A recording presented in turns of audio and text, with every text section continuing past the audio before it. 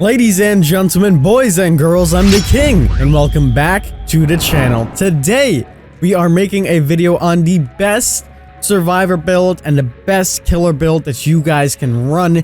For killers, it's going to be a little bit different as all killers rely on different perks to amplify their powers. For survivors, it's going to be more on your playstyle. But in today's video, I'm going to give you guys an all-around build that you guys can use on any survivor, any playstyle, or any killer and any playstyle you have for them. This build is going to cover all of the categories that will help you and aid you throughout your trials, so I'm going to jump straight on into it. Before I do, however, we are live on Twitch. We're going to be streaming every single day from now on all the way through April, so if you guys want to come out and say hello, please do. The link is in the description and on screen right now. We're going to be streaming some Dead by Daylight for some long hours every single day at 2 p.m. Eastern Standard Time, so if you guys want to check that out, the link is down below. With that out the way, let's talk about this build. As you guys see, I'm rank 1. Rank doesn't matter, but this is the build that I've been using all the way to get to here. So I'm going to go ahead and show you this build right now. This build can work on any killer, as I mentioned. We're going to start from left to right and then talk about why each perk works well, and then we'll jump on into the survivor side. We'll start off with Sloppy Butcher. Sloppy Butcher is just a regular perk that you can obtain. You just need to level up your killers and you will eventually get this perk. What this does is give the survivors the Mangle status effect. Mangle status effect increases the healing time, and as we know, self-care is used quite often. If someone is using self-care, this is going to make that healing time really long, and if they refuse to self-care or refuse to heal, then you'll get an easy hit on them because they're already injured. In addition to this, this also kind of forces survivors to heal, and when survivors are healing, they're not working on generators, and if generators aren't being worked on, that's more time in your hands to get the job done. In addition to this, this kind of forces them to go to someone to heal them or to use another perk such as Inner Strength, which you don't really see all too often. It is kind of common, but not everybody runs it, so it also has a condition to it, so they would end up having to get healed by someone else anyways, and what happens then is that 2 people are not working on generators, so this works beautifully. This also makes it so a lot of people instinctively heal under the hook, and it gives you an opportunity to go straight back and knock them down. Next on the list is Barbecue and Chili. Now, Barbecue and Chili is one of those perks that I personally run on every single build, just because it gives you more points, and who doesn't like more points? In addition to this, once you hook someone on the hook, someone that is 40 meters away, you can instantly just see where they're at, go straight to them, and continue the snowball effect. This is a teachable for the Cannibal. If you don't have the Cannibal leveled up to, I believe, 40, you won't be able to get this perk, or 45. It's been so long since I've actually done it, but I highly recommend doing that because this is one of the better perks in the game. You probably see it on every single killer. It helps you with a snowball effect, it gives you extra blood points, and you're almost guaranteed to get 4 hooks in a game unless you do really badly, so Barbecue and Chili should be a perk for you. Next, we have my favorite perk in the entire game for killers, and that perk is Pop Goes the Weasel. Pop Goes the Weasel is a beautiful perk because it rewards you for good gameplay. By hooking someone on the hook, you can regress a generator by 25%, and you have 60 seconds to do this. So any generator that you kick within 60 seconds will be reduced by 25%.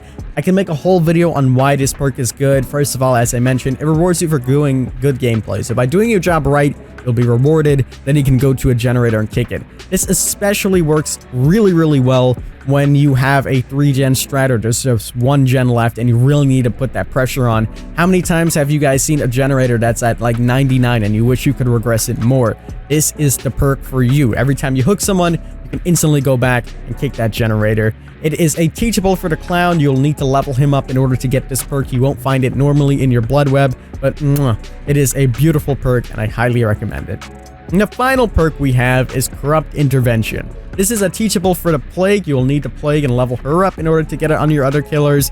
And Corrupt Intervention is essentially, I made a video a while ago saying this is going to be the new Ruin, and this is what it's come to be. Everybody's running Corrupt Intervention. It's a strong meta perk now, and it does 2 things for you. The first thing that it does is block up all of the generators that are furthest away from you. And the backhanded thing that it also does for you, the second part of this, is that because of it doing this, survivors are forced to come closer to you and work on gens closer than you. And what ends up happening is that when the late game comes, those 3 generators that they weren't working on are normally all together, those are the last 3 generators remaining in the match, and you get a beautiful 3-gen strat. It doesn't happen all the time, but it happens more times than it doesn't, and this is just a great perk. For 2 whole minutes at the beginning of the match, the hardest thing for Killer is applying pressure to generators that are far away. This negates that. So the 3 generators that are furthest away will be locked. You just need to patrol through 4. And if you have a smaller map, this works even better for you. If you have a large map, it also works because you would get that 3-gen strat. And everything here has beautiful synergy. For example, when you use barbecue and chili, you get that hook on someone, you get your stack, you see someone else, and you might see them working on a generator. You can instantly go to them, smack them, they'll get sloppy butcher, so it forces them to heal, and you can kick their generator with pop goes the weasel. And in the meantime, corrupt intervention is going to be holding down those 3 generators for you until late game. This build works beautifully. Try it out. Let me know what you guys think. With that being said, let's go ahead and jump on in to the survivor build. Alrighty, so here is my survivor build. This is personally what I think is the best survivor build in the game. You guys can mix and match. I'm going to tell you guys what perks you guys can swap out to better suit your playstyle. First of all builds on survivors need an exhaustion perk. This perk can be anything you like. I personally believe that Sprint Burst is the strongest exhaustion perk in the game, especially in the red ranks. You can use it at will. If you know how to use it correctly, you can prime it and run when necessary. The only downside to this perk is that you can't instantly run. I do it anyways because by the time you go to a generator, 40 seconds passes like that. If you're playing against a stealth killer such as the pig or the wraith and you hear the roar or you hear the bell, you can sprint burst and get away from them easily. You can also use this, as I mentioned before, to prime it, keep it at 1%, so that way when the killer is about to hit you, you just sprint burst away. There's no prerequisite, unlike the other perks. Dead hard, you need to be injured. Life, you need to go through a window. Balance landing, fall off a high place. Or head on, you need to be in a locker. You don't need to do anything. You just need to run. And that's why I love this perk so much. And it's not map specific like some of the other perks as well. And I truly believe that this is the best exhaustion perk in the game. You may not agree with me. You can swap this out for whatever exhaustion perk works better for you. If you love to head on the killer, run head on. If you like to go ahead and drop down from things and loop your killer like that, run balance landing. It's all up to you, but I personally believe Sprint Burst works well here. Next on the list is Adrenaline. We probably should have put this last, but Adrenaline instantly heals you. So the way this perk build is set up, this is kind of like if you're really good at looping and distracting the killer, this is the build for you. And essentially when you're injured and the last generator is about to be popped, you would want that adrenaline so the killer doesn't smack you down. In addition, this is also really good for combating NOED, because if the killer does have NOED, it'll give you a little boost and a little extra time to run away from them. On top of that, it does something that a lot of people kind of forget. Healing in this game should not be prioritized if not necessary. If you can work on the generator rather than healing and the killer won't come for you, do that instead, because by working on gens faster and faster, you're cutting down the killer's time exponentially. And with a perk like Adrenaline, if you're injured and you know there's one generator left, you can commit to that generator. Even if the killer decides to come and smack you, you can pop it and then take that Adrenaline hit and continue going. Iron Will is the next perk that we have on the list, and this is hands down the best perk in the game. I don't care what anybody says, Iron Will is the best survivor perk in the game, and I'll tell you why.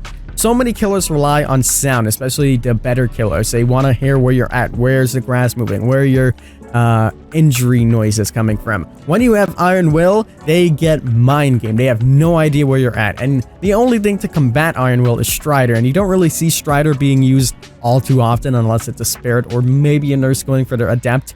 You don't really see it, so this works perfectly. There's so much things you can do with Iron Will. I can't stress it enough. You can go in a locker, they won't hear you. You can trailer scratch marks, walk back, hide in a corner, they won't hear you. And when they are only relying on visuals, you can easily trick them. You can act like you're going somewhere and you don't. You can window tech them. You can do anything because they won't have that sound to hear where you're at. And it works especially good if you're injured as well, because let's say the killer is looking for you. Maybe they have whispers. You're the last person alive and you're injured. If they don't hear you, they won't think you're around there until they finally piece together. Maybe they have Iron Will, but even then, they would still be relying on sound. This also works good for getting flashlight saves and pallet saves, because when a killer knows that you're injured, they're going to be listening for that. They don't hear you around, they think it's safe, and then you pop up from the shadows and you get them. And the final perk that I have is Decisive Strike. Decisive Strike can buy you a lot of time if you know how to use it correctly. This is an anti-tunneling perk for Laurie Strode. And the thing about Decisive Strike is that you can use it two ways. The first way you can use it is if the killer is actually tunneling you. They knock you down, they pick you up, you use it normally. The second way you can use it is by, as soon as you get pulled off of the hook, you can distract the killer a little bit more and try to get their attention. And when your Decisive Strike is about to run out, you can jump in a locker or slowly vault through a window, forcing them to grab you, then hitting them with Decisive Strike. So they wasted essentially 60 seconds chasing you, and then they'll be stunned for 5 more seconds, and you can continue your loop somewhere else. And then you can use something like Iron Will and Sprint Burst to just get out of there and then hide, you know? Decisive Strike is a very beautiful perk, but as I did mention, you can swap around these perks to better fit your playstyle. There's a bunch of different perks that you can run. For example, if you don't like Decisive Strike or Adrenaline and you're a little bit more altruistic, you can run Borrowed Time, and there it is. So you can run these two together so you can get some saves and heal the person. If you want to be a little bit more stealthy in that sense, you can go ahead and run Urban Evasion, and you can even put that on with Spine Chill so you know when the killer is coming, when to use your Urban Evasion. Or if you're using Spine Chill and you really like the perk, you can also run that with Resilience. So when you are injured, you'll have the ultimate vaulting build. Iron Will should always be there, and your Exhaustion Perk should always be there. It doesn't need to be Sprint Burst, as I said, and these two perks are interchangeable. If you want to just heal, you could even run Self-Care, and you can run that with maybe Botany Knowledge or something like that. You know, anything that you like, you can swap on here. Personally, for me, I like Adrenaline, and I like Decisive Strike. I think that is one of the better builds because it's very centered around everything. You know, if you want to be stealthy, you can with Iron Will. If you want to be very, very in your face, you can use Sprint Burst, and then when the killer comes after you again, you can use D-Strike, and you can commit to those generators with Adrenaline. I personally think this is the best build. It's all subjective though. Let me know what you guys think in the comments below. If you did enjoy these builds, let me know if you tried them out and if it has helped. As always, I'm Nick King. I tip my crown to you guys, and we'll see you in the fog.